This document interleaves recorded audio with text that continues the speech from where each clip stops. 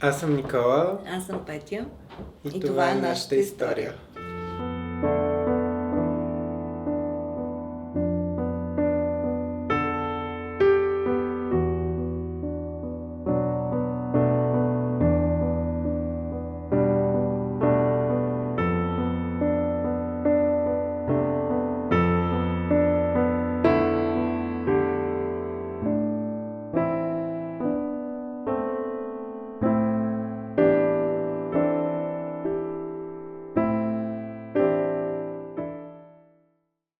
След едно лято с първото ми гадже, аз се прибрах и стана ясно, че мама по случайност е прочела едни мои SMS-и с тогавашното гадже. И всъщност ме пита от кого са тези SMS-и. Стана ясно, че са от момче. И това беше момента, в който бях малко принуден от обстоятелствата да й кажа. Държа да отбележа, че бях в моя телефон. Прочитам въпросните SMS. Това не го знаех. И чакам го да се прибере. Той се прибере на сутринта. Аз не спах цяла нощ. Питах го и той ми каза, че заето не се е опитвал нещо да измисли или да скрие или така нататък. И така, може би тогава не говорихме, може би аз имах нужда да ми мине през ума. Като според мен не е толкова точно заради това, че е такова нещо, е изненадата. Каквото и изненадващо нещо изведнъж да разбереш, поне аз съм такава, ми трябва някакъв период, нали, да го осъзная, да ми мине през ума. Дори не ми е минавало през ума да си променя мнението, отношението. Той си е същия, аз съм си същата. По принцип смятам, че едно от най-важните неща, което може да има дете, е безусловната любов на майка и на баща му, на родителите. И тя затова е безусловна, защото не подлежи на условия. Нали, обичам те, ако си такъв, но ако не си, не те обичам. Мисля, че е много важно той във всеки един момент да знае, че аз съм с него. И аз мисля, че той го знае. И ми е едни от най-хубавите комплименти, които съм получавала, че веднъж го бяха питали кой ти е най-добрият приятел и той беше казал мама. Веднъж се прибра и каза, не обичам да съм вкъщи, защото с теб мога да си говоря за всичко.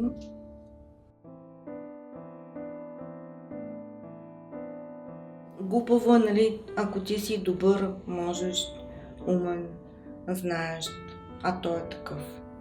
Някой да има различно отношение към теб и да те наказва заради това.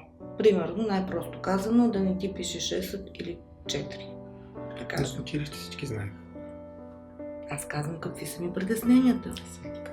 Нали, на него средата му тогава беше училище. По същия начин един ден, или ако работеше, твой работодател, нали, дано никога не му се случи, или ако се случи, просто ще се махна оттам. Защо хората смятат, че това е, как да го кажа, ненормално? Защото те смятат, че най-нормалното е да се възпроизведеш и да има двойка, която да поднови живота. И че това всъщност е смисъла на съществуването. Ние, нали, да подновяваме живота, събирайки мъжко и женско и раждайки нещо. И всичко, що излиза от тази схема, нали, се приема за ненормално.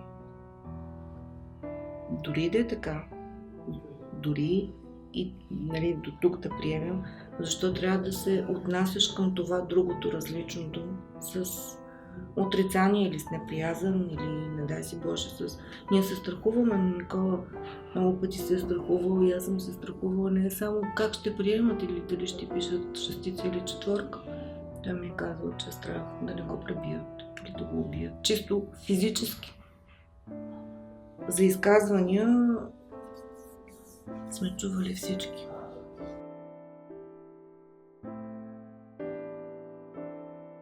Или че родителят е виновен, или че е някакъв избор, който си направил, или че е просто фаза.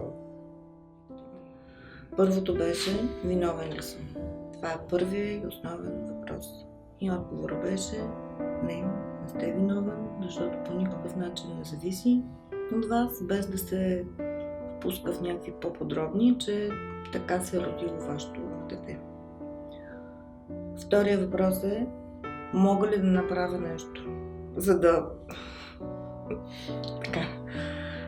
То не знам даже какъв глагол да използвам, да не е такъв. Нали? Отговор е не, абсолютно твърдо, нищо не може да направите.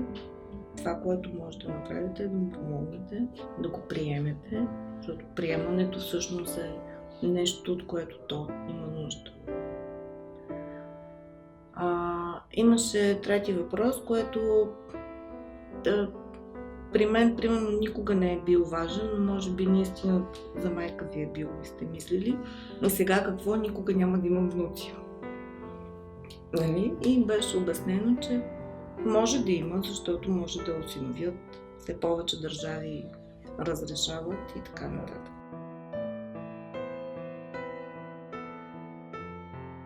Аз познавам хора, сигурно и вие познавате, има такива истории. Значи такива хора не е само заради сексуалната ориентация. Значи има хора, които гонят децата си, защото дъщерята се омъжила за неправилния човек. И това е масово разпространено. Има хора, които гонят децата си, защото не са станали висшисти или не са направили нещо, което те смятат. Значи, този родител си има някаква изградена представа, иска детето да върви по този път, който е лудо според мен. Се сета за някакви абсурдни случаи. Значи, детето е различно, говорим за различното, независимо. Аз дори смятам, че те биха реагирали в други ситуации така. На всички такива, най-вече в този случай, най-важното е, че това си е същото дете. То по никакъв начин не е различно. И наистина най-важното нещо е любовта и приемането. И това ти да знаеш, че да можеш да се прибереш спокойно вкъщи. Да знаеш, че майка ти е за теб, каквото и да се случи. Да не се притесняваш, да не се криеш. И в крайна сметка, аз наистина смятам, че любовта трябва да е безусловна. Тя за това е любов. Другото не е любов, другото е някакво друго чувство. Не знам как се нарича. С Никола сме си говорили и в това отношение много си приличаме. Може би и затова, нали, сме и приятели и си говорим, че за мен любовта е свобода. И това означава ти сам да се грижиш за себе си, да се развиваш, да се опитваш да си добър, качествен и стойностен човек. И да даваш, без да очакваш нещо в замяна. Нали, любовта не е аз ще направя това, пък ти направи това. Или аз съм те отгледала, затова ти сега трябва какво си да свършиш. Много искам да науча и двете си деца. Надявам се. Освен да са добри хора, което съм сигурна, че вече съм постигнала, е да разберат, че най-важното е да се чувстват добре със себе си. Всъщност аз не знам, мога само да си представя как се чувстват такива деца и думата е ад.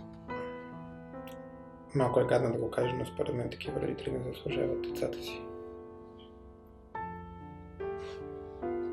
И за мен това не е родител. Като съм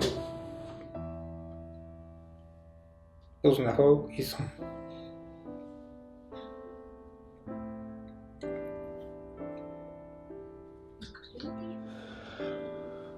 И виждам, че техните родители ги смятат за нещо, което могат да ползват, а не за стойностни хора, които заслужават уважение и любов. Това просто не са родители.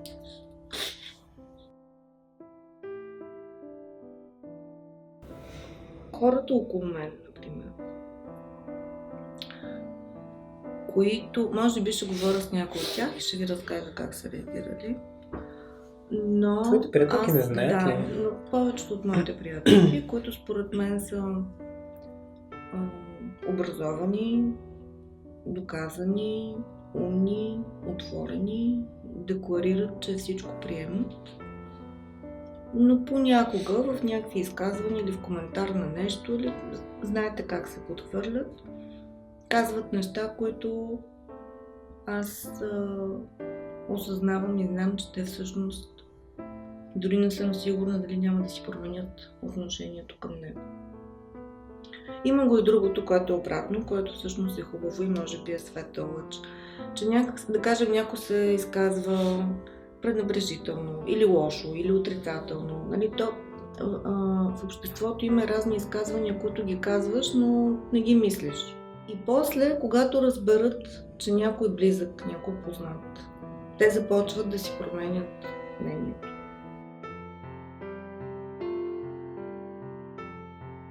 Ами аз нямам такъв процес, ако трябва да сме честни. Никога не съм имал момент на осъзнаване или на осмисляне на сексуалността си. Никога не съм изпитвал... Аз съм малко по-специфичен, защото никога не съм изпитвал нещо различно към момичета, отколкото към момчета. Никога не е било проблем, никога не е било нещо, което да се чудя или да ми е странно. И никога не съм го чувствал като странно и различно. Никога не съм имал... Всъщност в момента, в който ми беше трудно и трябваше да се справя с себе си, беше момента, в който се сблъсках с омраза отвън и имах същото притеснение, което има и мама, че хората ще си променят мнението за мен поради мен и че няма да мога да бъда себе си. Но за себе си, пред себе си никога не съм имал... Никога не съм се притеснявал. Никога не ми е било проблем.